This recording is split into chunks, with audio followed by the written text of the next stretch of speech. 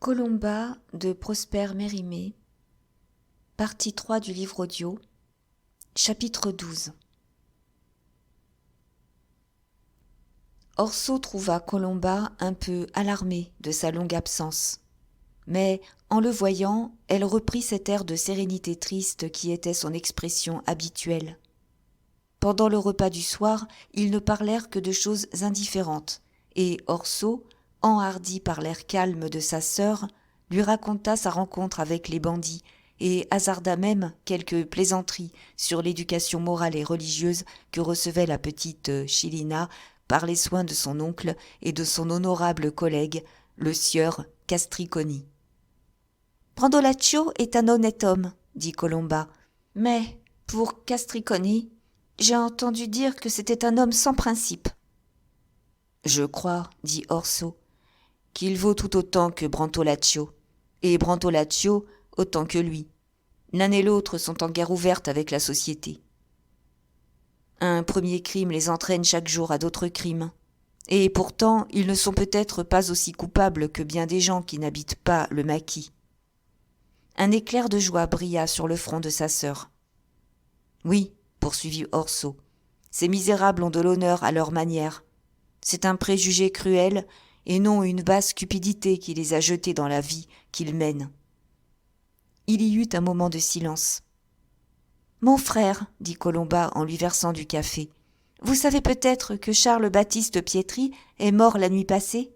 Oui, il est mort de la fièvre des marais. » « Qui est ce Pietri ? » ?»« C'est un homme de ce bourg, mari de Madeleine, qui a reçu le portefeuille de notre père mourant. Sa veuve est venue me prier de paraître à sa veillée et d'y chanter quelque chose. Il convient que vous veniez aussi. Ce sont nos voisins, et c'est une politesse dont on ne peut se dispenser dans un petit endroit comme le nôtre. »« Au diable ta veillée, Colomba ! Je n'aime point à voir ma sœur se donner ainsi en spectacle au public. » « Orso, répondit Colomba, chacun honore ses morts à sa manière. La balata nous vient de nos aïeux et nous devons la respecter comme un usage antique. Madeleine n'a pas le don et la vieille Fiordispina, qui est la meilleure vocératrice du pays, est malade. Il faut bien quelqu'un pour la balata. Crois-tu que Charles-Baptiste ne trouvera pas son chemin dans l'autre monde si l'on ne chante de mauvais vers sur sa bière ? Va à la veillée si tu veux, Colomba. J'irai avec toi, si tu crois que je le doive. Mais n'improvise pas. Cela est inconvenant à ton âge, et je t'en prie, ma sœur. »« Mon frère, j'ai promis. C'est la coutume ici, vous le savez, et, je vous le répète, il n'y a que moi pour improviser. »« Sotte coutume. »« Je souffre beaucoup de chanter ainsi. Cela me rappelle tous nos malheurs. Demain, j'en serai malade. Mais il le faut. Permettez-le-moi, mon frère. Souvenez-vous qu'à Ajaccio, vous m'avez dit d'improviser pour amuser cette demoiselle anglaise qui se moque de nos vieux usages. Ne pourrais-je donc improviser aujourd'hui pour de pauvres gens qui m'en sauront gré, et que cela aidera à supporter leur chagrin ? Allons, fais comme tu voudras. Je gage que tu as déjà composé ta balata, et tu ne veux pas la perdre. Non, je ne pourrai pas composer cela d'avance, mon frère. Je me mets devant le mort et je pense à ce qui reste.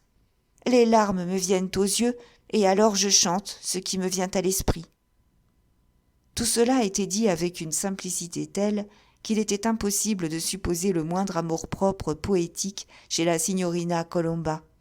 Orso se laissa fléchir et se rendit avec sa sœur à la maison de Pietri. Le mort était couché sur une table, la figure découverte, dans la plus grande pièce de la maison.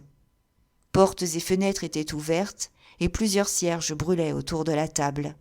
À la tête du mort se tenait sa veuve, et derrière elle, un grand nombre de femmes occupaient tout un côté de la chambre. De l'autre étaient rangés les hommes, debout, tête nue, l'œil fixé sur le cadavre, observant un profond silence. Chaque nouveau visiteur s'approchait de la table, embrassait le mort, faisait un signe de tête à sa veuve et à son fils, puis prenait place dans le cercle sans proférer une parole. De temps en temps, néanmoins, un des assistants rompait le silence solennel pour adresser quelques mots au défunt. Pourquoi as-tu quitté ta bonne femme ? Disait une commère. N'avait-elle pas bien soin de toi ? Que te manquait-il ? Pourquoi ne pas attendre un mois encore ? Ta bru t'aurait donné un fils. Un grand jeune homme, fils de Piétri, serrant la main froide de son père, s'écria « Oh, pourquoi n'es-tu pas mort de la mort ? Nous t'aurions vengé !» Ce furent les premières paroles qu'Orso entendit en entrant. À sa vue, le cercle s'ouvrit, et un faible murmure de curiosité annonça l'attente de l'assemblée excitée par la présence de la vocératrice. Colomba embrassa la veuve, prit une de ses mains et demeura quelques minutes, recueillie et les yeux baissés.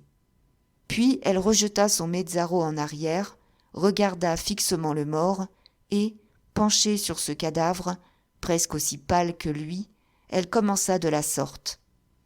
« Charles Baptiste, le Christ reçoive ton âme.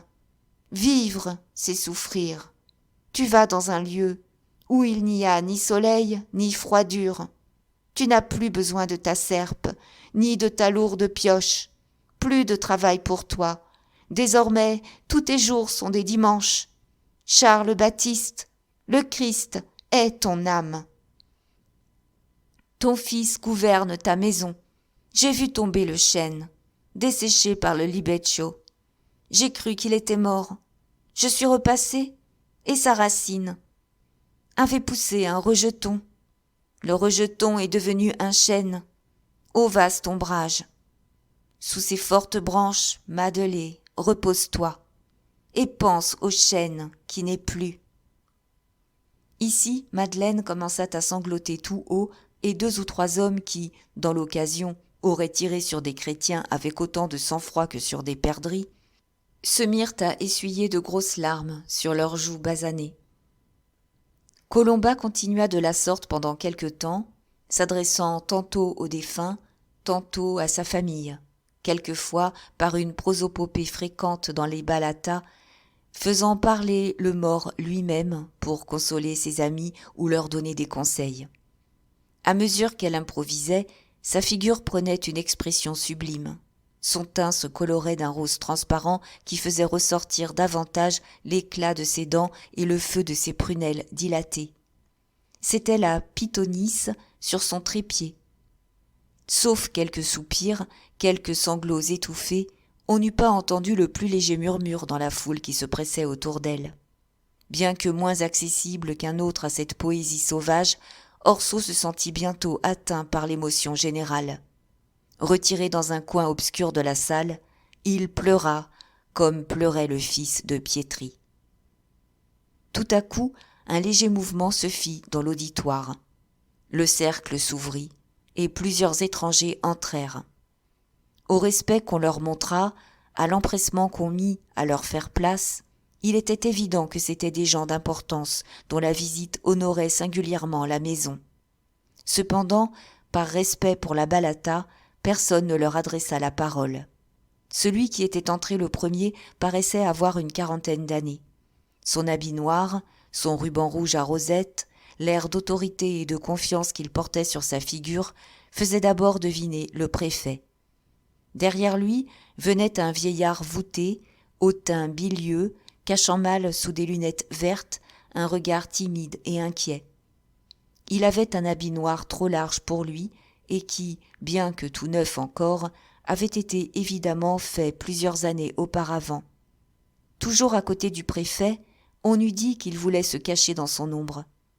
Enfin, après lui, entrèrent 2 jeunes gens de haute taille, le teint brûlé par le soleil, les joues enterrées sous d'épais favoris, l'œil fier, arrogant, montrant une impertinente curiosité. Orso avait eu le temps d'oublier les physionomies des gens de son village, mais la vue du vieillard aux lunettes vertes réveilla sur-le-champ en son esprit de vieux souvenirs. Sa présence à la suite du préfet suffisait pour le faire reconnaître.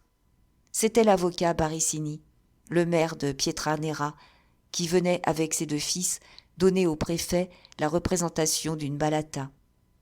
Il serait difficile de définir ce qui se passa en ce moment dans l'âme d'Orso, mais la présence de l'ennemi de son père lui causa une espèce d'horreur, et, Plus que jamais, il se sentit accessible aux soupçons qu'il avait longtemps combattus. Pour Colomba, à la vue de l'homme à qui elle avait voué une haine mortelle, sa physionomie mobile prit aussitôt une expression sinistre. Elle pâlit, sa voix devint rauque, le vers commencé expira sur ses lèvres. Mais bientôt, reprenant sa balata, elle poursuivit avec une nouvelle véhémence. Quand l'épervier se lamente, devant son nid vide, les étourneaux voltigent alentour, insultant à sa douleur. Ici, on entendit un rire étouffé. C'étaient les deux jeunes gens nouvellement arrivés qui trouvaient sans doute la métaphore trop hardie. L'épervier se réveillera, il déploiera ses ailes, il lavera son bec dans le sang. Et toi, Charles Baptiste, que tes amis t'adressent leur dernier adieu. Leurs larmes ont assez coulé. La pauvre orpheline seule ne te pleurera pas. Pourquoi te pleurerait-elle ? Tu t'es endormi plein de jours, au milieu de ta famille, préparée à comparaître devant le Tout-Puissant. L'orpheline pleure son père, surpris par de lâches assassins, frappé par derrière, son père dont le sang est rouge sous l'amas de feuilles vertes. Mais elle a recueilli son sang, ce sang noble et innocent, elle l'a répandu sur Pietranera pour qu'il devînt un poison mortel, et Pietranera restera marqué jusqu'à ce qu'un sang coupable ait effacé la trace du sang innocent. En achevant ces mots, Colomba se laissa tomber sur une chaise. Elle rabattit son mezzaro sur sa figure et on l'entendit sangloter. Les femmes en pleurs s'empressèrent autour de l'improvisatrice. Plusieurs hommes jetaient des regards farouches sur le maire et ses fils. Quelques vieillards murmuraient contre le scandale qu'ils avaient occasionné par leur présence. Le fils du défunt fendit la presse et se disposait à prier le maire de vider la place au plus vite, mais celui-ci n'avait pas attendu cette invitation. Il gagnait la porte et déjà ses deux fils étaient dans la rue. Le préfet adressa quelques compliments de condoléances au jeune Pietri et les suivit presque aussitôt. Pour Orso, il s'approcha de sa sœur, lui prit le bras et l'entraîna hors de la salle. « Accompagnez-les, dit le jeune Pietri à quelques-uns de ses amis. Ayez soin que rien ne leur arrive. » 2 ou 3 jeunes gens mirent précipitamment leur stylet dans la manche gauche de leur veste et escortèrent Orso et sa sœur jusqu'à la porte de leur maison. Chapitre 13. Colomba, haletante, épuisée, était hors d'état de prononcer une parole. Sa tête était appuyée sur l'épaule de son frère, et elle tenait une de ses mains serrée entre les siennes. Bien qu'il lui sût intérieurement assez mauvais gré de sa péroraison, Orso était trop alarmé pour lui adresser le moindre reproche. Il attendait en silence la fin de la crise nerveuse à laquelle elle semblait en proie, lorsqu'on frappa à la porte, et Saveria entra tout effarée, annonçant « Monsieur le préfet !» À ce nom, Colomba se releva comme honteuse de sa faiblesse, et se tint debout, s'appuyant sur une chaise qui tremblait visiblement sous sa main. Le préfet débuta par quelques excuses banales sur l'heure indue de sa visite, plaignit mademoiselle Colomba, parla du danger des émotions fortes, blâma la coutume des lamentations funèbres que le talent même de la vocératrice rendait encore plus pénible pour les assistants. Il glissa avec adresse un léger reproche sur la tendance de la dernière improvisation. Puis, changeant de ton, « Monsieur de la Rébia, dit-il, je suis chargé de bien des compliments pour vous par vos amis anglais. Miss Neville fait 1000 amitiés à mademoiselle votre sœur. J'ai pour vous une lettre d'elle à vous remettre. »« Une lettre de Miss Neville ?» s'écria Orso. « Malheureusement, je ne l'ai pas sur moi, mais vous l'aurez dans 5 minutes. Son père a été souffrant. Nous avons craint un moment qu'il n'eût gagné nos terribles fièvres.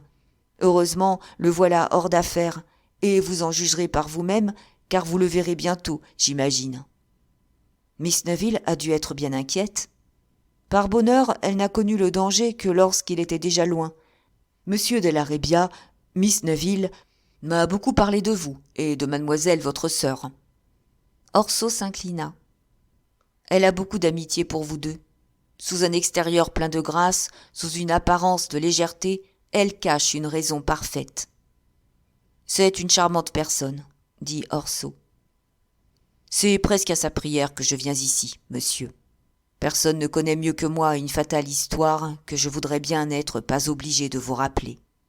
Puisque monsieur Barissini est encore maire de Pietranera et moi préfet de ce département, je n'ai pas besoin de vous dire le cas que je fais de certains soupçons, dont, si je suis bien informé, quelques personnes imprudentes vous ont fait part, et que vous avez repoussé, je le sais, avec l'indignation qu'on devait attendre de votre position et de votre caractère. Colomba, dit Orso, s'agitant sur sa chaise, tu es bien fatigué. Tu devrais aller te coucher. Colomba fit un signe de tête négatif.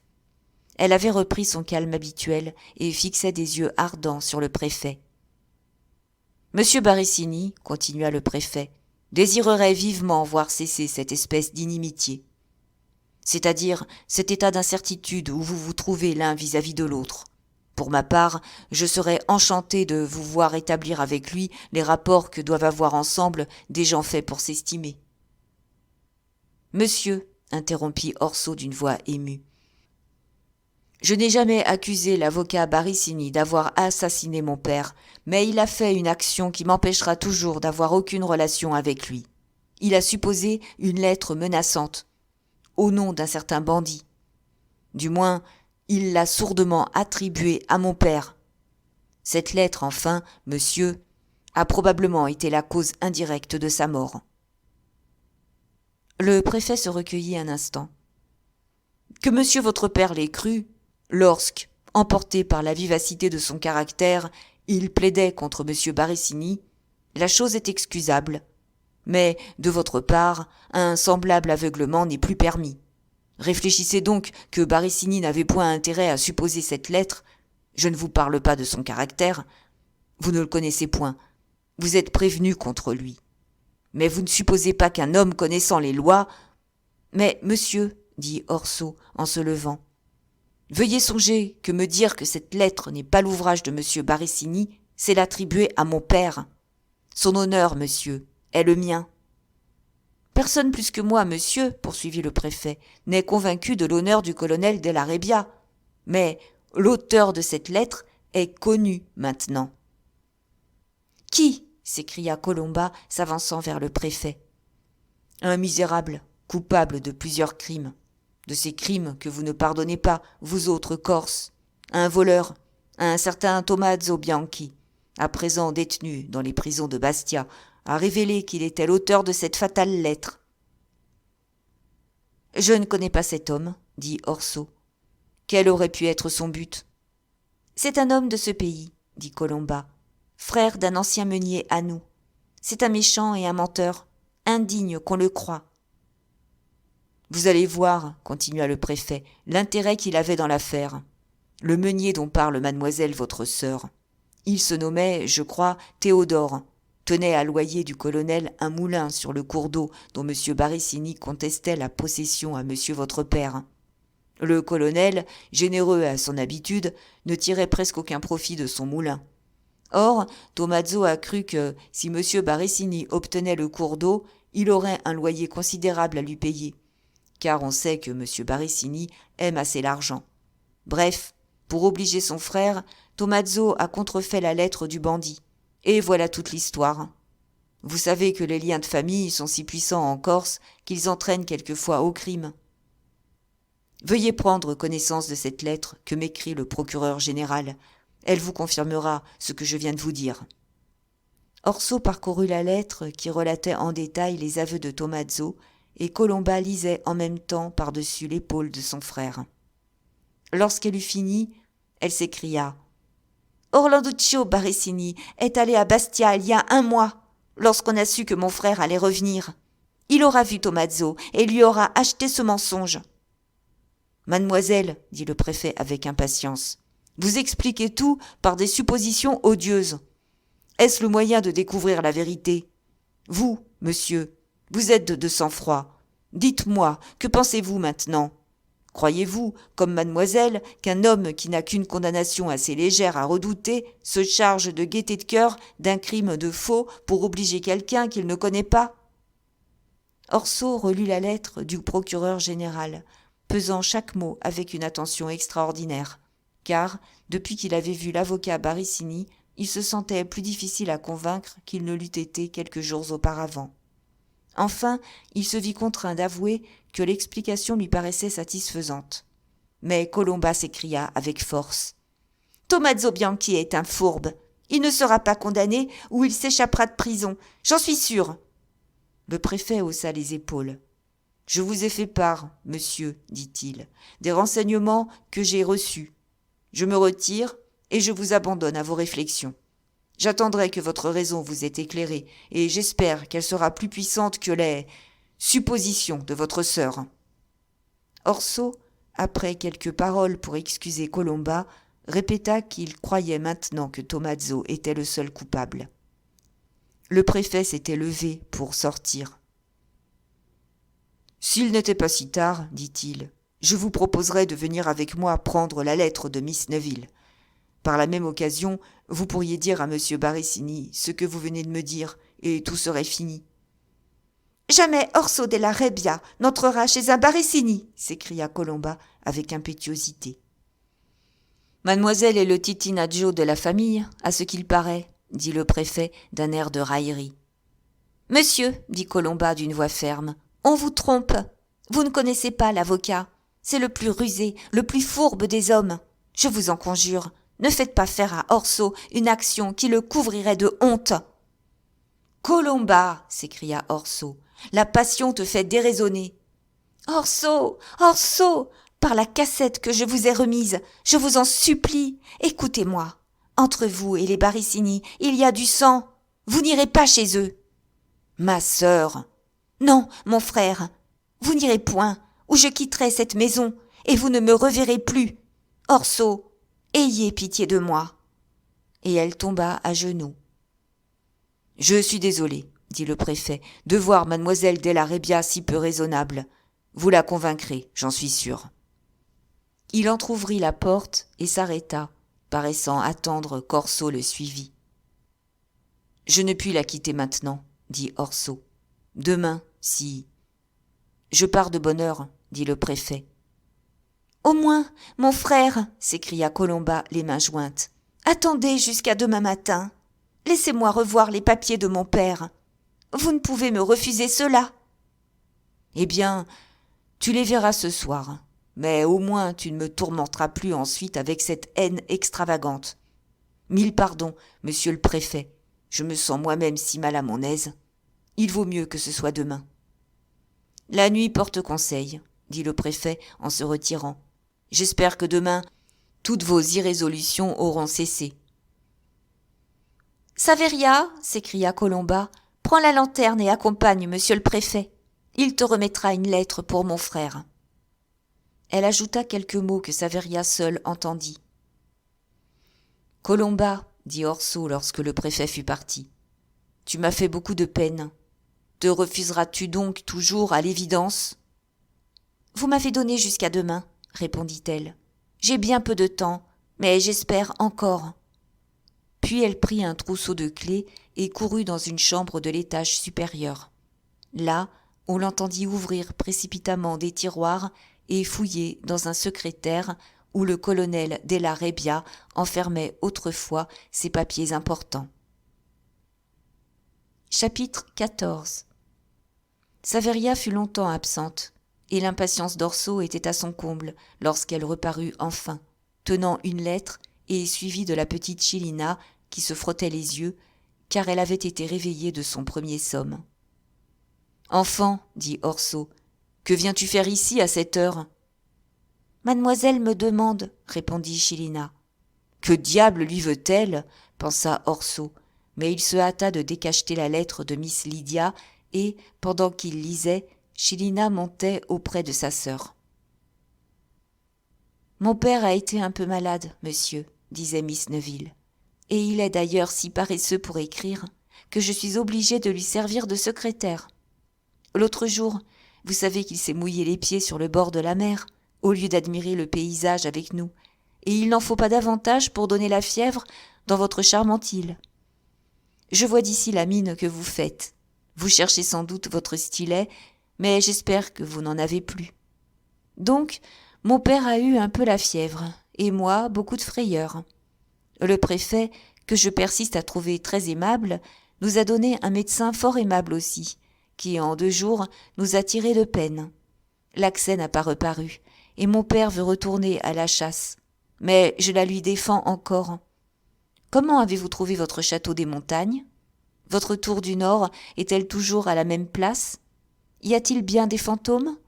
Je vous demande tout cela parce que mon père se souvient que vous lui avez promis daim, sanglier, mouflon. Est-ce bien là le nom de cette bête étrange? En allant nous embarquer à Bastia, nous comptons vous demander l'hospitalité, et j'espère que le château della Rebbia, que vous dites si vieux et si délabré, ne s'écroulera pas sur nos têtes. Quoique le préfet soit si aimable qu'avec lui on ne manque jamais de sujet de conversation, by the by, je me flatte de lui avoir fait tourner la tête. Nous avons parlé de votre seigneurie. Les gens de loi de Bastia lui ont envoyé certaines révélations d'un coquin qu'ils tiennent sous les verrous et qui sont de nature à détruire vos derniers soupçons. Votre inimitié, qui parfois m'inquiétait, doit cesser dès lors. Vous n'avez pas d'idée comme cela m'a fait plaisir. Quand vous êtes parti avec la belle vocératrice, le fusil à la main, le regard sombre, vous m'avez paru plus corse qu'à l'ordinaire. Trop corse, même. Basta, je vous en écris si long, parce que je m'ennuie. Le préfet va partir, hélas. Nous vous enverrons un message lorsque nous nous mettrons en route pour vos montagnes, et je prendrai la liberté d'écrire à mademoiselle Colomba pour lui demander un bruccio, ma Solène. En attendant, dites-lui 1000 tendresses. Je fais grand usage de son stylet, j'en coupe les feuillets d'un roman que j'ai apporté. Mais ce fer terrible s'indigne de cet usage et me déchire mon livre d'une façon pitoyable. Adieu, monsieur. Mon père vous envoie his best love. Écoutez le préfet, il est homme de bon conseil et se détourne de sa route, je crois, à cause de vous. Il va poser une première pierre à Corté. Je m'imagine que ce doit être une cérémonie bien imposante, et je regrette fort de n'y pas assister. Un monsieur en habit brodé, bas de soie, écharpe blanche, tenant une truelle, et un discours. La cérémonie se terminera par les cris 1000 fois répétés de « Vive le roi !» Vous allez être bien fait de m'avoir fait remplir les 4 pages. Mais je m'ennuie, monsieur, je vous le répète, et par cette raison, je vous permets de m'écrire très longuement. À propos, je trouve extraordinaire que vous ne m'ayez pas encore mandé votre heureuse arrivée dans Pietranera Castle. Lydia. PS. Je vous demande d'écouter le préfet et de faire ce qu'il vous dira. Nous avons arrêté ensemble que vous deviez en agir ainsi, et cela me fera plaisir. Orso lut 3 ou 4 fois cette lettre, accompagnant mentalement chaque lecture de commentaires sans nombre. Puis il fit une longue réponse, qu'il chargea Saveria de porter à un homme du village qui partait la nuit même pour Ajaccio. Déjà, il ne pensait guère à discuter avec sa sœur les griefs vrais ou faux des Barricini. La lettre de Miss Lydia lui faisait tout voir en couleur de rose. Il n'avait plus ni soupçon, ni haine. Après avoir attendu quelque temps que sa sœur redescendît, et ne la voyant pas reparaître, il alla se coucher, le cœur plus léger qu'il ne s'était senti depuis longtemps. Chilina ayant été congédiée avec des instructions secrètes, Colomba passa la plus grande partie de la nuit à lire de vieilles paperasses. Un peu avant le jour, quelques petits cailloux furent lancés contre sa fenêtre. À ce signal, elle descendit au jardin, ouvrit une porte dérobée et introduisit dans sa maison 2 hommes de fort mauvaise mine. Son premier soin fut de les mener à la cuisine et de leur donner à manger. Ce qu'étaient ces hommes, on le saura tout à l'heure. Chapitre 15. Le matin, vers 6 heures, un domestique du préfet frappait à la maison d'Orso. Reçu par Colomba, il lui dit que le préfet allait partir et qu'il attendait son frère. Colomba répondit sans hésiter que son frère venait de tomber dans l'escalier et de se fouler le pied. Qu'étant hors d'état de faire un pas, il suppliait monsieur le préfet de l'excuser et serait très reconnaissant s'il daignait prendre la peine de passer chez lui. Peu après ce message, Orso descendit et demanda à sa sœur si le préfet ne l'avait pas envoyé chercher. « Il vous prie de l'attendre ici, » dit-elle avec la plus grande assurance. Une demi-heure s'écoula sans qu'on aperçût le moindre mouvement du côté de la maison des Barissini. Cependant, Orso demandait à Colomba si elle avait fait quelque découverte. Elle répondit qu'elle s'expliquerait devant le préfet. Elle affectait un grand calme, mais son teint et ses yeux annonçaient une agitation fébrile. Enfin, on vit s'ouvrir la porte de la maison Barissini. Le préfet, en habit de voyage, sortit le premier, suivi du maire et de ses 2 fils. Quelle fut la stupéfaction des habitants de Pietraneira, aux aguets depuis le lever du soleil, pour assister au départ du premier magistrat du département, lorsqu'ils le virent, accompagné des 3 Barissini, traverser la place en droite ligne et entrer dans la maison Della Rebbia. « Ils font la paix !» s'écrièrent les politiques du village. « Je vous le disais bien », ajouta un vieillard.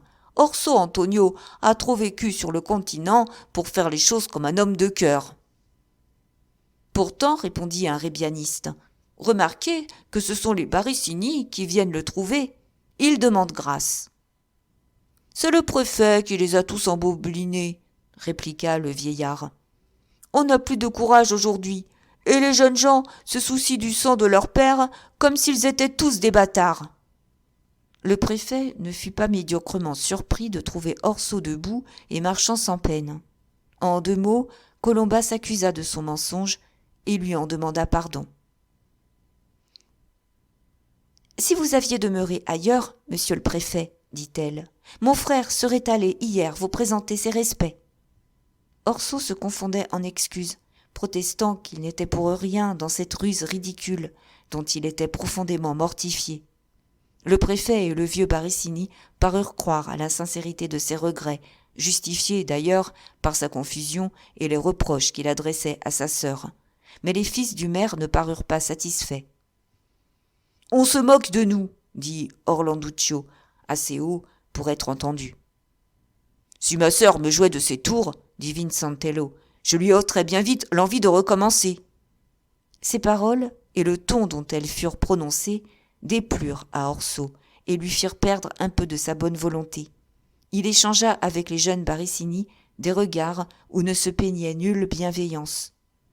Cependant, tout le monde étant assis, à l'exception de Colomba, qui se tenait debout près de la porte de la cuisine, le préfet prit la parole et, après quelques lieux communs sur les préjugés du pays, rappela que la plupart des inimitiés les plus invétérées n'avaient pour cause que des malentendus.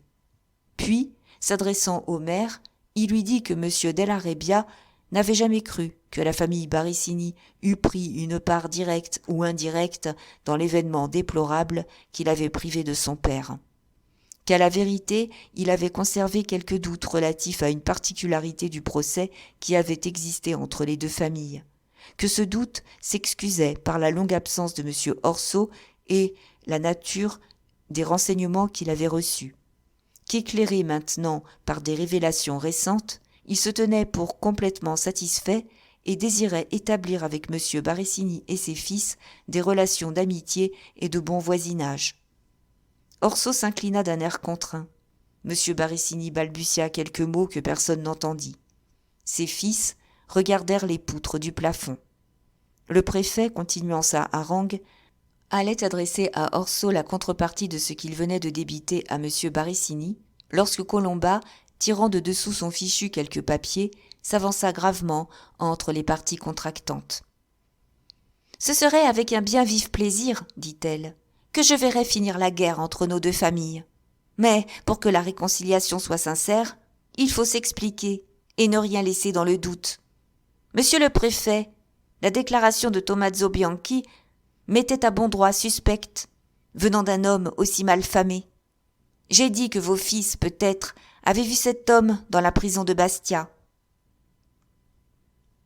Cela est faux, interrompit Orlanduccio. Je ne l'ai point vu. Colomba lui jeta un regard de mépris et poursuivit avec beaucoup de calme en apparence. Vous avez expliqué l'intérêt que pouvait avoir Tommaso à menacer M. Barricini au nom d'un bandit redoutable, par le désir qu'il avait de conserver à son frère Théodore le moulin que mon père lui louait à bas prix. Cela est évident, dit le préfet. De la part d'un misérable comme paraît être ce Bianchi, tout s'explique, dit Orso, trompé par l'air de modération de sa sœur. La lettre contrefaite, continua Colomba, dont les yeux commençaient à briller d'un éclat plus vif, est datée du 11 juillet. Tommaso était alors chez son frère au moulin. Oui, dit le maire un peu inquiet. Quel intérêt avait donc Tommaso Bianchi? S'écria Colomba d'un air de triomphe. Le bail de son frère était expiré. Mon père lui avait donné congé le 1er juillet. Voici le registre de mon père, la minute du congé, la lettre d'un homme d'affaires d'Ajaccio qui nous proposait un nouveau meunier. En parlant ainsi, elle remit au préfet les papiers qu'elle tenait à la main. Il y eut un moment d'étonnement général. Le maire pâlit visiblement. Orso, fronçant le sourcil, s'avança pour prendre connaissance des papiers que le préfet lisait avec beaucoup d'attention. « On se moque de nous !» s'écria de nouveau Orlanduccio en se levant avec colère. « Allons-nous-en, mon père, nous n'aurions jamais dû venir ici. » Un instant suffit à M. Barricini pour reprendre son sang-froid. Il demanda à examiner les papiers. Le préfet les lui remit sans dire un mot. Alors, relevant ses lunettes vertes sur son front, il les parcourut d'un air assez indifférent, pendant que Colomba l'observait avec les yeux d'une tigresse qui voit un daim s'approcher de la tanière de ses petits. « Mais, dit M. Barricini, rabaissant ses lunettes et rendant les papiers au préfet, connaissant la bonté de feu, monsieur le colonel, Tommaso il a dû penser que monsieur le colonel reviendrait sur sa résolution de lui donner congé. De fait, il est resté en possession du moulin, donc... »« C'est moi, dit Colomba d'un ton de mépris, qui le lui ai conservé. Mon père était mort, et dans ma position, je devais ménager les clients de ma famille. »« Pourtant, dit le préfet, ce Tommaso reconnaît qu'il a écrit la lettre. Cela est clair. »« Ce qui est clair pour moi, interrompit Orso, c'est qu'il y a de grandes infamies cachées dans toute cette affaire. »« J'ai encore à contredire une assertion de ces messieurs, dit Colomba. Elle ouvrit la porte de la cuisine, et aussitôt entrèrent dans la salle Brandolaccio, le licencié en théologie, et le chien Brusco. Les deux bandits étaient sans armes, au moins apparentes. Ils avaient la cartouchière à la ceinture, mais point le pistolet, qui en est le complément obligé. En entrant dans la salle, ils ôtèrent respectueusement leurs bonnets. On peut concevoir l'effet que produisit leur subite apparition. Le maire pensa tomber à la renverse. Ses fils se jetèrent bravement devant lui, la main dans la poche de leur habit, cherchant leur stylet. Le préfet fit un mouvement vers la porte, tandis qu'Orso, saisissant Brandolaccio au collet, lui cria « Que viens-tu faire ici, misérable ?» « C'est un guet-apens !» s'écria le maire, essayant d'ouvrir la porte. Mais Saveria l'avait fermée en dehors à double tour, d'après l'ordre des bandits, comme on le sut ensuite. « Bonnes gens, dit Brandolaccio, n'ayez pas peur de moi. Je ne suis pas si diable que je suis noir. Nous n'avons nulle mauvaise intention. Monsieur le préfet, je suis bien votre serviteur. Mon lieutenant de la douceur, vous m'étranglez. Nous venons ici comme témoins. Allons, parle, toi, curé, tu as la langue bien pendue. Monsieur le préfet, dit le licencié, je n'ai pas l'honneur d'être connu de vous. Je m'appelle Giocanto Castriconi, plus connu sous le nom de curé. Ah, vous me remettez. Mademoiselle, que je n'avais pas l'avantage de connaître non plus, m'a fait prier de lui donner des renseignements sur un nommé Tommaso Bianchi, avec lequel j'étais détenu, il y a 3 semaines, dans les prisons de Bastia. Voici ce que j'ai à vous dire. Ne prenez pas cette peine, dit le préfet. Je n'ai rien à entendre d'un homme comme vous. Monsieur Della Rebbia, J'aime à croire que vous n'êtes pour rien dans cet odieux complot. Mais êtes-vous maître chez vous? Faites ouvrir cette porte. Votre sœur aura peut-être à rendre compte des étranges relations qu'elle entretient avec des bandits. « Monsieur le préfet !» s'écria Colomba. « Daignez entendre ce que va dire cet homme. Vous êtes ici pour rendre justice à tous, et votre devoir est de rechercher la vérité. Parlez, Giocanto Castriconi. »« Ne l'écoutez pas !» s'écrièrent en chœur les trois Barricini. « Si tout le monde parle à la fois, dit le bandit en souriant, ce n'est pas le moyen de s'entendre. Dans la prison, donc, j'avais pour compagnon, non pour ami, ce Tommaso en question. Il recevait de fréquentes visites de M. Orlanduccio. « C'est faux !» s'écrièrent à la fois les deux frères. « Deux négations valent une affirmation, observa froidement Castriconi. Tommaso avait de l'argent, il mangeait et buvait du meilleur. J'ai toujours aimé la bonne chair, c'est là mon moindre défaut. Et, malgré ma répugnance à frayer avec ce drôle, je me laissais aller à dîner plusieurs fois avec lui. Par reconnaissance, je lui proposais de s'évader avec moi. Une petite, pour qui j'avais eu des bontés, m'en avait fourni les moyens. Je ne veux compromettre personne. Tommaso refusa, me dit qu'il était sûr de son affaire, que l'avocat Barricini l'avait recommandé à tous les juges, qu'il sortirait de là blanc comme neige et avec de l'argent en poche. Quant à moi, j'ai cru devoir prendre l'air. Dixi. Tout ce que dit cet homme est un tas de mensonges, répéta résolument Orlanduccio. Si nous étions en race campagne, chacun avec notre fusil, il ne parlerait pas de la sorte. En voilà une de bêtise, s'écria Brandolaccio. Ne vous brouillez pas avec le curé, Orlanduccio. Me laisserez-vous sortir enfin, monsieur Della Rebbia, dit le préfet, frappant du pied d'impatience. Saveria, Saveria, criait Orso, ouvrez la porte, de par le diable. Un instant, dit Brandolaccio. Nous avons d'abord à filer, nous, de notre côté. Monsieur le préfet, il est d'usage, quand on se rencontre chez des amis communs, de se donner une demi-heure de trêve en se quittant. Le préfet lui lança un regard de mépris. Serviteur à toute la compagnie, dit Brandolaccio. Puis, étendant le bras horizontalement, allons, Brusco, dit-il à son chien, saute pour monsieur le préfet. Le chien sauta, les bandits reprirent à la hâte leurs armes dans la cuisine, s'enfuirent par le jardin, et à un coup de sifflet aigu, la porte de la salle s'ouvrit, comme par enchantement.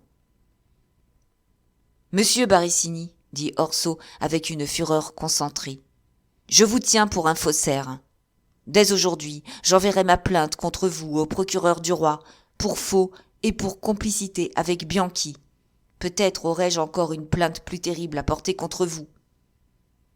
Et moi, monsieur Della Rebbia, dit le maire, je porterai ma plainte contre vous pour guet-apens et pour complicité avec des bandits. En attendant, monsieur le préfet vous recommandera à la gendarmerie. Le préfet fera son devoir, dit celui-ci d'un ton sévère. Il veillera à ce que l'ordre ne soit pas troublé à Pietranera. Il prendra soin que justice soit faite. Je parle à vous tous, messieurs. Le maire et Vincentello étaient déjà hors de la salle et Orlanduccio les suivait à reculons lorsqu'Orso lui dit à voix basse « Votre père est un vieillard que j'écraserai d'un soufflet.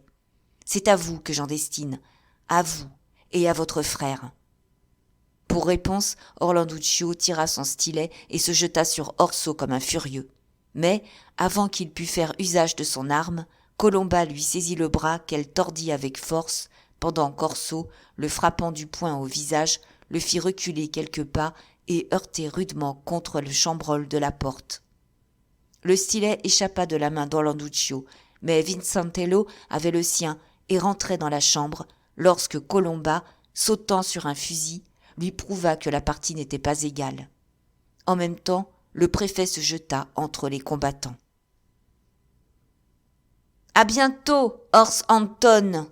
cria Orlanduccio, et, tirant violemment la porte de la salle, il la ferma à clé pour se donner le temps de faire retraite.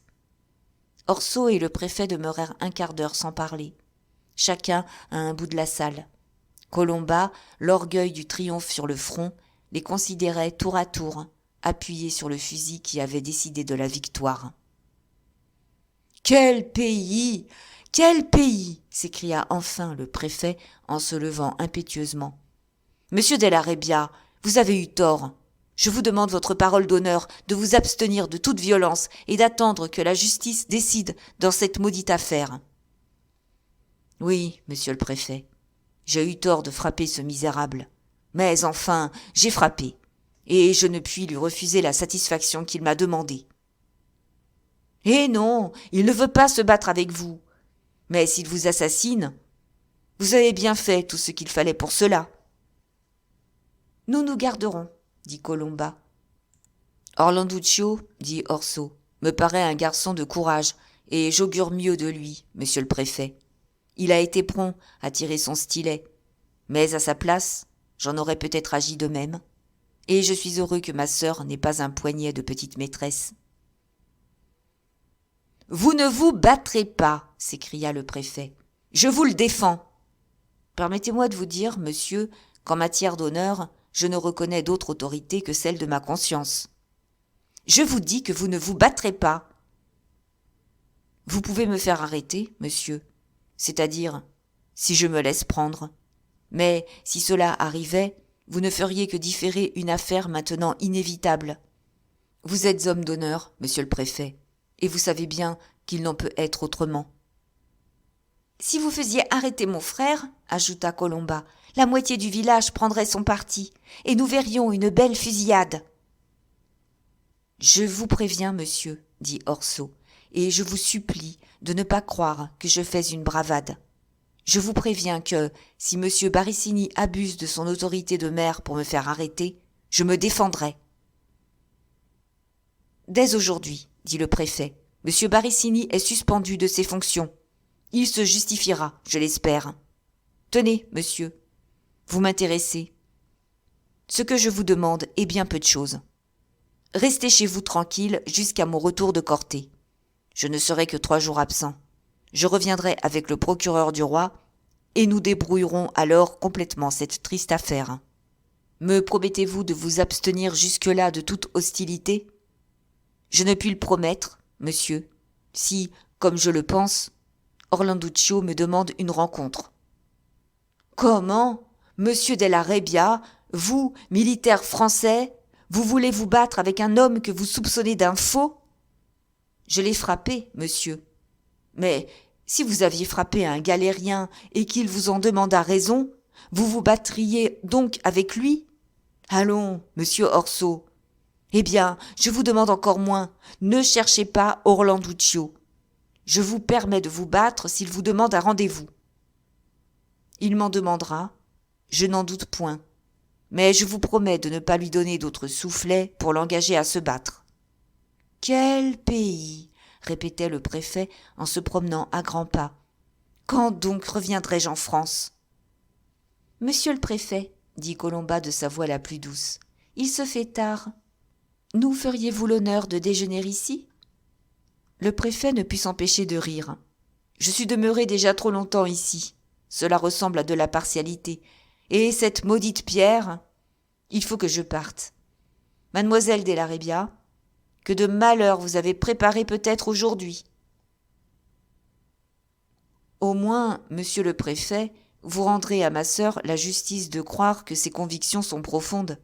Et, j'en suis sûr maintenant, vous les croyez vous-même bien établies. »« Adieu, monsieur, dit le préfet en lui faisant un signe de la main.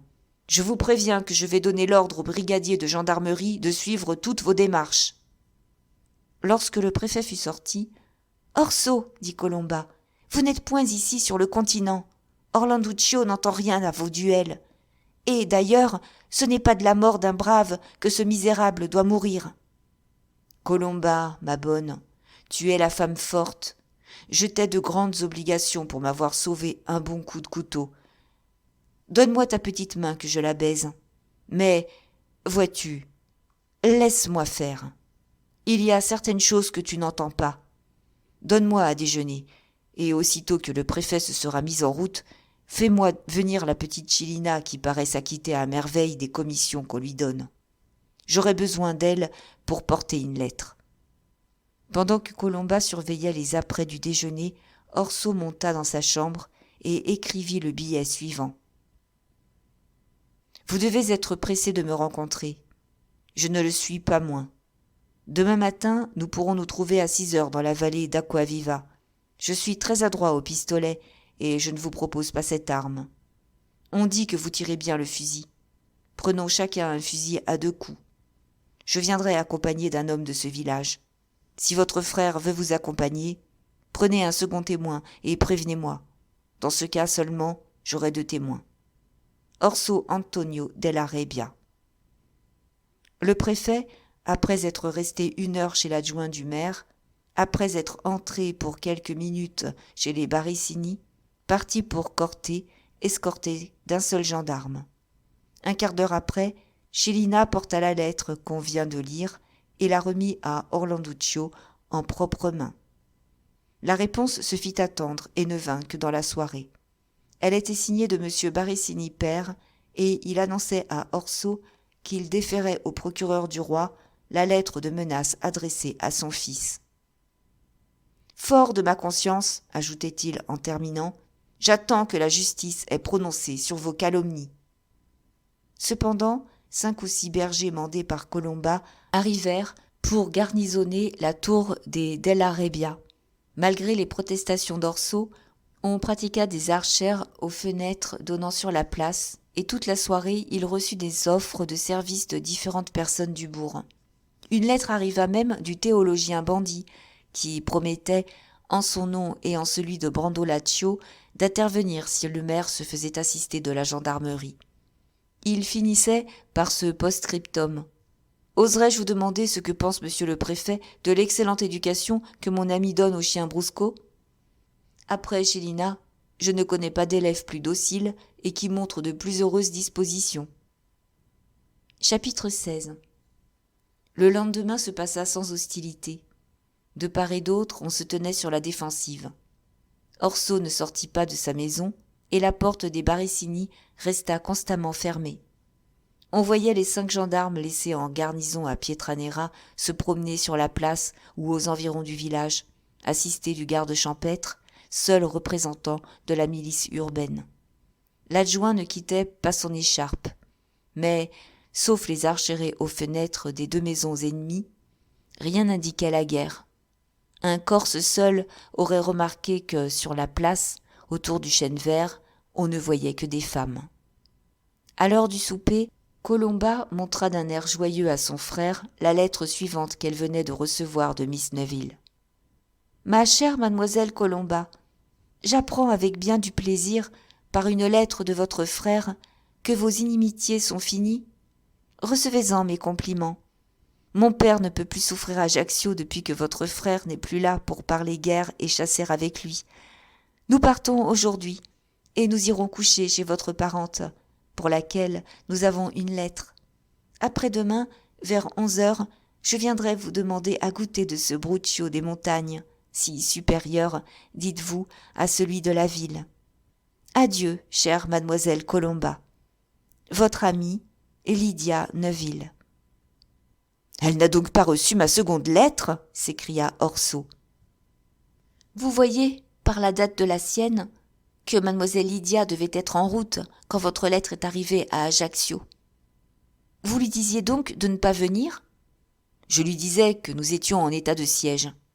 Ce n'est pas, ce me semble, une situation à recevoir du monde. Bah, ces Anglais sont des gens singuliers. Elle me disait, la dernière nuit que j'ai passée dans sa chambre, qu'elle serait fâchée de quitter la Corse sans avoir vu une belle vendette. Si vous le vouliez, Orso, on pourrait lui donner le spectacle d'un assaut contre la maison de nos ennemis.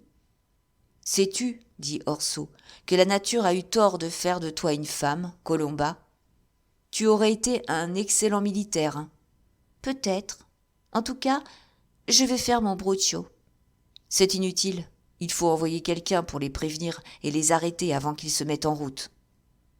Oui, vous voulez envoyer un messager par le temps qu'il fait pour qu'un torrent l'emporte avec votre lettre ? Que je plains les pauvres bandits par cet orage. Heureusement, ils ont de bons pilonniers. Savez-vous ce qu'il faut faire, Orso? Si l'orage cesse, partez demain de très bonne heure et arrivez chez notre parente avant que vos amis se soient mis en route. Cela vous sera facile, Miss Lydia se lève toujours tard. Vous leur conterez ce qui s'est passé chez nous, et s'ils persistent à venir, nous aurons grand plaisir à les recevoir.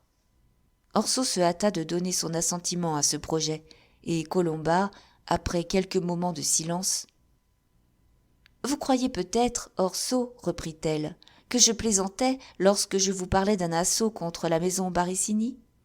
Savez-vous que nous sommes en force, 2 contre 1 au moins. Depuis que le préfet a suspendu le maire, tous les hommes d'ici sont pour nous. Nous pourrions les hacher. Il serait facile d'entamer l'affaire. Si vous le vouliez, j'irais à la fontaine, je me moquerais de leurs femmes. Ils sortiraient, peut-être, car ils sont si lâches. Peut-être tireraient-ils sur moi par leur archéré. Ils me manqueraient. Tout est dit alors. Ce sont eux qui attaquent. Tant pis pour les vaincus. Dans une bagarre, où trouver ceux qui ont fait un bon coup? Croyez-en votre sœur, Orso. Les robes noires qui vont venir saliront du papier, diront bien des mots inutiles. Il n'en résultera rien. Le vieux renard trouverait moyen de leur faire voir des étoiles en plein midi. Ah, si le préfet ne s'était pas mis devant Vincentello, il y en avait un de moins. Tout cela était dit avec le même sang-froid qu'elle mettait l'instant d'auparavant à parler des préparatifs du Bruccio. Orso, stupéfait, regardait sa sœur avec une admiration mêlée de crainte. « Ma douce Colomba, dit-il, en se levant de table, tu es, je le crains, le diable en personne. Mais sois tranquille, si je ne parviens pas à faire pendre les Barricini, je trouverai moyen d'en venir à bout d'une autre manière. Balle chaude ou fer froid. Tu vois que je n'ai pas oublié le Corse. »« Le plus tôt serait le mieux, dit Colomba en soupirant. Quel cheval monterez-vous demain, Horse Hampton ? Le noir. Pourquoi me demandes-tu cela ? Pour lui faire donner de l'orge. Orso s'étant retiré dans sa chambre, Colomba envoya coucher Saveria et les bergers, et demeura seule dans la cuisine où se préparait le Bruccio. De temps en temps, elle prêtait l'oreille et paraissait attendre impatiemment que son frère se fût couché. Lorsqu'elle le crut enfin endormi, elle prit un couteau, s'assura qu'il était tranchant, mit ses petits pieds dans de gros souliers et, sans faire le moindre bruit, elle entra dans le jardin. Le jardin, fermé de murs, touchait à un terrain assez vaste, enclos de haies, où l'on mettait les chevaux, car les chevaux corses ne connaissent guère l'écurie. En général, on les lâche dans un champ, et l'on s'en rapporte à leur intelligence pour trouver à se nourrir et à s'abriter contre le froid et la pluie. Colomba ouvrit la porte du jardin avec la même précaution, entra dans l'enclos, et en sifflant doucement, elle attira près d'elle les chevaux, à qui elle portait souvent du pain et du sel. Dès que le cheval noir fut à sa portée, elle le saisit fortement par la crinière et lui fendit l'oreille avec son couteau. Le cheval fit un bond terrible et s'enfuit en faisant entendre ce cri aigu qu'une vive douleur arrache quelquefois aux animaux de son espèce. Satisfaite alors, Colomba rentrait dans le jardin lorsqu'Orso ouvrit sa fenêtre et cria « Qui va là ?» En même temps, elle entendit qu'il armait son fusil. Heureusement pour elle, la porte du jardin était dans une obscurité complète et un grand figuier la couvrait en partie. Bientôt, aux lueurs intermittentes qu'elle vit briller dans la chambre de son frère, elle conclut qu'il cherchait à rallumer sa lampe. Elle s'empressa alors de fermer la porte du jardin et, se glissant le long des murs, de façon que son costume noir se confondît avec le feuillage sombre des espaliers, elle parvint à rentrer dans la cuisine quelques moments avant qu'Orso ne parût. « Qu'y a-t-il » lui demanda-t-elle. « Il m'a semblé, dit Orso, qu'on ouvrait la porte du jardin. »« Impossible. Le chien aurait aboyé. » Au reste, allons voir. » Orso fit le tour du jardin, et après avoir constaté que la porte extérieure était bien fermée, un peu honteux de cette fausse alerte, il se disposa à regagner sa chambre. « J'aime à voir, mon frère, dit Colomba, que vous devenez prudent, comme on doit l'être, dans votre position. »« Tu me formes, répondit Orso. Bonsoir. » Le matin, avec l'aube, Orso s'était levé, prêt à partir. Son costume annonçait à la fois la prétention à l'élégance d'un homme qui va se présenter devant une femme à qui il veut plaire, et la prudence d'un Corse en vendette. Par-dessus une redingote bleue bien serrée à la taille, il portait en bandoulière une petite boîte de fer blanc contenant des cartouches, suspendue à un cordon de soie verte. Son stylet était placé dans une poche de côté, et il tenait à la main le beau fusil de Mampton chargé à balles. Pendant qu'il prenait à la hâte une tasse de café versée par Colomba, un berger était sorti pour seller et brider le cheval. Orso et sa sœur le suivirent de près et entrèrent dans l'enclos. Le berger s'était emparé du cheval, mais il avait laissé tomber selle et bride et paraissait saisi d'horreur, pendant que le cheval, qui se souvenait de la blessure de la nuit précédente et qui craignait pour son autre oreille, se cabrait, ruait, hennissait, faisait le diable à quatre. « Allons, dépêche-toi » lui cria Orso. « Ah, Orsanton, ah, Orsanton » s'écriait le berger. « Sang de la Madone » etc. C'étaient des imprécations sans nombre et sans fin, dont la plupart ne pourraient se traduire. « Qu'est-il donc arrivé » demanda Colomba. Tout le monde s'approcha du cheval, et, le voyant sanglant et l'oreille fendue, ce fut une exclamation générale de surprise et d'indignation. Il faut savoir que mutiler le cheval de son ennemi est, pour les Corses, à la fois une vengeance, un défi et une menace de mort. Rien qu'un coup de fusil n'est capable d'expier ce forfait. Bien qu'Orso, qui avait longtemps vécu sur le continent, sentit moins qu'un autre l'énormité de l'outrage. Cependant, si dans ce moment quelque barriciniste se fût présenté à lui, il est probable qu'il lui eût fait immédiatement expier une insulte qu'il attribuait à ses ennemis. « Les lâches coquins !» s'écria-t-il. « Se venger sur une pauvre bête lorsqu'ils n'osent me rencontrer en face !»« Qu'attendons-nous » s'écria Colomba impétueusement. « Ils viennent nous provoquer, mutiler nos chevaux, et nous ne leur répondrions pas ? Êtes-vous hommes ?» « Vengeance !» répondirent les bergers. « Promenons le cheval dans le village et donnons l'assaut à leur maison. »« Il y a une grange couverte de paille qui touche à leur tour, » dit le vieux Polo Griffo. « En un tour de main, je la ferai flamber. » Un autre proposait d'aller chercher les échelles du clocher de l'église, un troisième d'enfoncer les portes de la maison Barricini au moyen d'une poutre déposée sur la place et destinée à quelque bâtiment en construction.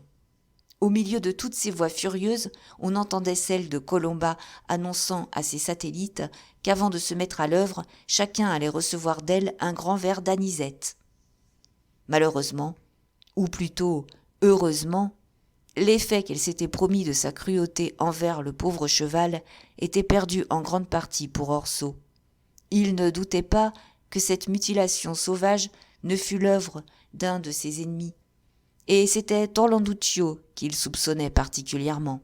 Mais il ne croyait pas que ce jeune homme, provoqué et frappé par lui, eût effacé sa honte en fendant l'oreille à un cheval. Au contraire, cette basse et ridicule vengeance augmentait son mépris pour ses adversaires, et il pensait maintenant, avec le préfet, que de pareils gens ne méritaient pas de se mesurer avec lui. Aussitôt qu'il put se faire entendre, il déclara à ses partisans confondus qu'ils eussent à renoncer à leurs intentions belliqueuses, et que la justice, qui allait venir, vengerait fort bien l'oreille de son cheval.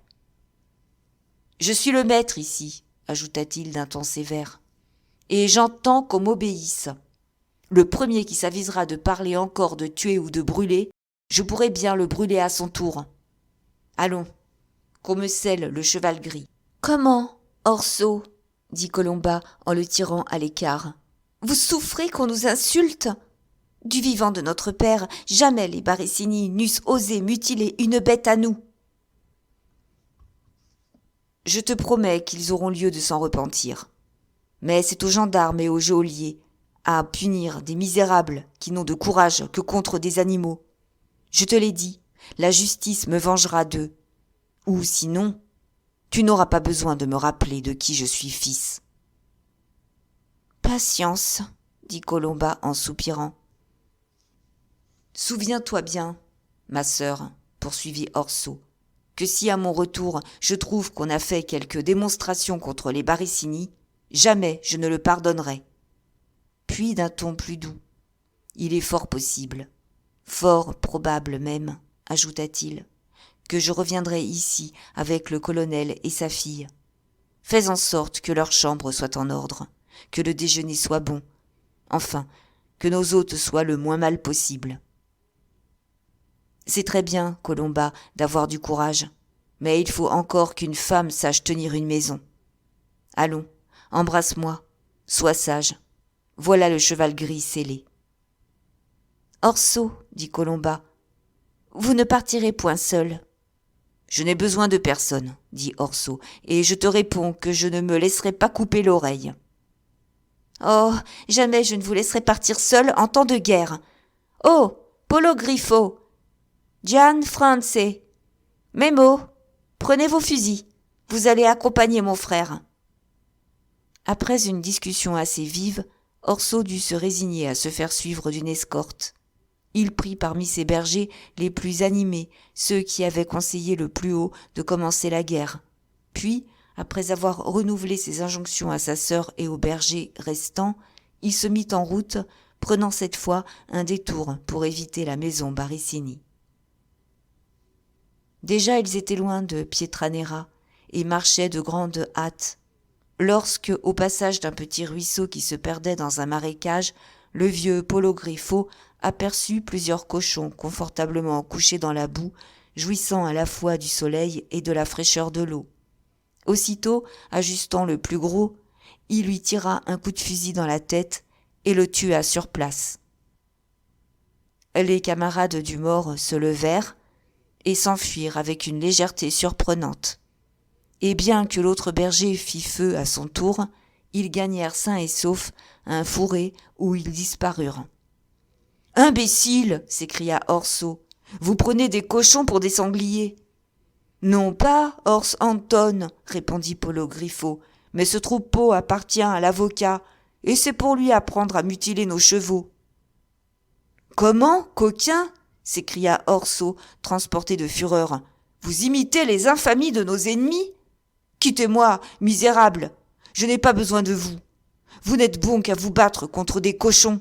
Je jure bien que si vous osez me suivre, je vous casse la tête. » Les deux bergers s'entre-regardèrent interdits.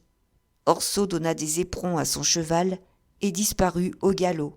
« Eh bien, dit Polo Griffo, en voilà d'une bonne. Aimez donc les gens pour qu'ils vous traitent comme cela.